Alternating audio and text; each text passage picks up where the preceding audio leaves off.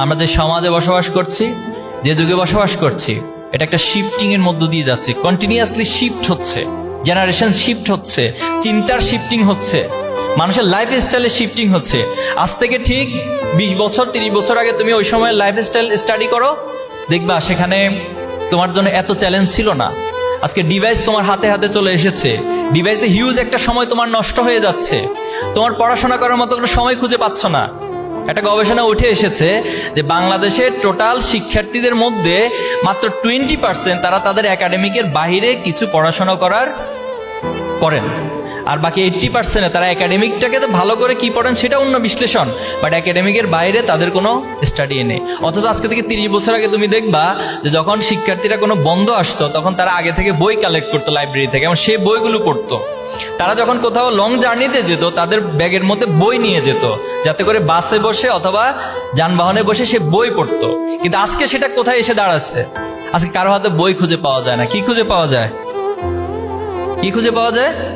Mobile খুঁজে পায়, smartphone খুঁজে পায়। আর স্মার্টফোনে কি নিঃসন্দেহে কন্টিনিউয়াসলি একাডেমিক পড়াশোনাই হয়, সেখানে ফ্রি ফায়ার হয়, আগুন ধরে যায়, ঠিক না? মাঝে মাঝে আমার ছোট যারা আছে তাদেরকে দেখি, মানে একেবারে তার হাতের চেয়ে হচ্ছে তার বডি বেশি নাড়াচাড়া করে। মানে পাবজি, ফ্রি ফায়ার এগুলো খেলতে খেলতে অবস্থা খুব ভয়াবহ হয়েছে।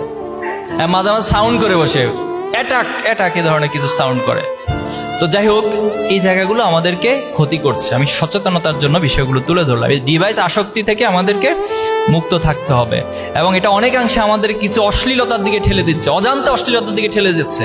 প্লিজ অনুরোধ করব, সচেতন থাকতে হবে ভাই, নতুবা তোমার এই স্বপ্নগুলো তুমি স্বপ্ন দেখেই যাবা, বাট আলটিমেটলি তোমাকে এই চ্যালেঞ্জগুলো নষ্ট করে দিবে, ধ্বংস করে দিবে। আরেকটা বিষয় চ্যালেঞ্জে বলতে চাই, বর্তমান সময়ে হারাম রিলেশনশিপ, বিষয়টা একটু খোলামেলা বলছি আমি। এই হারাম রিলেশনটা তুমি কি তোমার বাবা মাকে যদি জিজ্ঞেস করো যে বাবা তুমি কি হারাম রিলেশনকে অ্যালাউ করো, তুমি ইসলামকে আপাতত এক সাইডে রাখো, ইসলাম আপাতত পরে বিশ্লেষণ করো। তুমি তোমার বড় ভাইকে যদি জিজ্ঞেস করো যে ভাইয়া আপনি কি হারাম রিলেশনকে সাপোর্ট করেন, বোনকে যদি জিজ্ঞেস করো, কেউ বলবে যে করি না, তোমার পরিবার করে না। ঠিক তুমি তোমার নিজেকে কোনো একটা পিতামাতার জায়গায় ভাবো, বড় ভাই হিসেবে ভাবো, তুমি তোমার সন্তান অথবা তোমার ভাই, ছোট বোন, তারা কোনো হারাম রিলেশনে জড়িত হোক, এটা কি চাও? কেউ মেনে নেয়? যে জিনিসটা আমি মানতে পারছি না সেটা আমার বাবা কিভাবে মানবে, আমার ভাই কিভাবে মানবে? যে জিনিসটা আমাকে আমার সৃষ্টিকর্তা, আমার ধর্ম নিষেধ করেছেন, সে জিনিসটা কখনো আমার জন্য কল্যাণ বয়ে নিয়ে আসতে পারে না। এজন্য খুব সতর্ক থাকতে হবে। এরপর হচ্ছে আমার খারাপ বন্ধুগুলো, আমি যে বন্ধুদের সাথে মিশবো সে বন্ধুগুলো আমাকে নিজের অজান্তেই এমন একটা জায়গায় নিয়ে যাবে যেখান থেকে ফিরে আসার কামব্যাক করার সুযোগ থাকে না। এজন্য খারাপ বন্ধু থেকে সচেতন থাকতে হবে। করণীয় কি এখন তোমাদের? করণীয় কি? এগুলাকে কিভাবে চ্যালেঞ্জগুলোকে মোকাবেলা করবা? প্রথমত হচ্ছে নিজের আত্মবিশ্বাস এবং নিজের গোল, নিজের লক্ষ্যের দিকে অবিচলভাবে তাকিয়ে থাকতে হবে। আমার গোল কোথায়, আমি কোথায় যেতে চাই।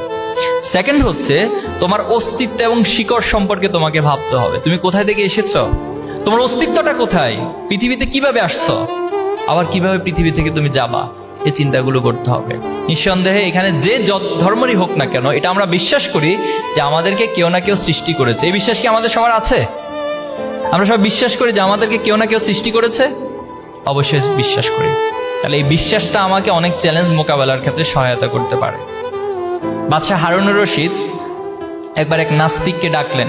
নাস্তিক বলল যে পৃথিবীতে কোনো গড নাই, কোনো সৃষ্টিকর্তা নাই, সে চ্যালেঞ্জ করলো। তখন হারুনুর রশিদ ইমাম আবু হানিফাকে কল করলেন যে ওই নাস্তিককে যুক্তি দিয়ে যেন বোঝাতে পারে যে পৃথিবীতে একজন স্রষ্টা আছে।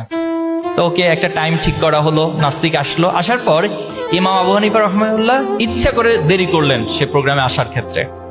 পরবর্তী যখন তিনি আসলেন, আসার পর ওনাকে জিজ্ঞেস করলেন যে আপনি তো আরো অনেক আগে আসার কথা ছিল, এত লেট কেন করেছেন? তো তিনি বললেন যে আমি যখন আসবো নদীর পাড়ে দাঁড়ালাম, কোনো ধরনের নৌকা পেলাম না। তো ঠিক আমি নদীর দিকে তাকিয়ে আছি, এর মধ্যে অনেক সময় চলে গেছে। তো কিভাবে আসবো চিন্তা করতে করতে হঠাৎ দেখলাম যে নদীর পাড়ে যে গাছগুলো আছে, এই গাছগুলো কাঠ হয়ে গেল, এই কাঠগুলো আবার একসাথ হয়ে গেল, একসাথ হয়ে এটা প্যারেকের মধ্যে দিয়ে একসাথ হয়ে নৌকা হয়ে গেল, কোনো মাঝি নেই। এরপর আমি নৌকাতে উঠলাম, নৌকা আমাকে এখানে নিয়ে আসলো। এটা জাস্ট উনি একটা ফান করেছেন অথবা একটা গল্প সাজিয়েছেন। নাস্তিক এবার তেলে বেগুনে জ্বলে উঠলো যে আপনি এ ধরনের অযৌক্তিক কথাবার্তা কোত্থেকে নিয়ে আসলেন, যে কোনো ধরনের কাঠুরি থাকবে না গাছ কাটার মতো, এরপরে নৌকা বানানোর মতো কোনো মিস্ত্রি থাকবে না, অথবা কোনো মাঝি থাকবে না, আপনি এমনি এমনিতে নৌকা হয়ে যাবে এভাবে চলে আসবেন, এটা তো একটা অযৌক্তিক কথা। তখন ইমাম আবু হানিফা বললেন যে সামান্য একটা নৌকা যদি এমনি এমনি তৈরি না হয়ে থাকে, তাহলে পৃথিবীর এত চন্দ্র, সূর্য, গ্রহ, তারা, সমুদ্র, নদী, গাছপালা, মানুষ, এগুলো কি এমনি এমনি সৃষ্টি হয়ে গেছে? এটার কি কোনো নিয়ন্ত্রণ কর্তা নেই? অবশ্যই আছে। তাহলে সেই নিয়ন্ত্রণ কর্তার দিকে যখন আমরা দৃষ্টি রাখবো, তখনই আমাদের অস্তিত্বের জায়গাটা আমরা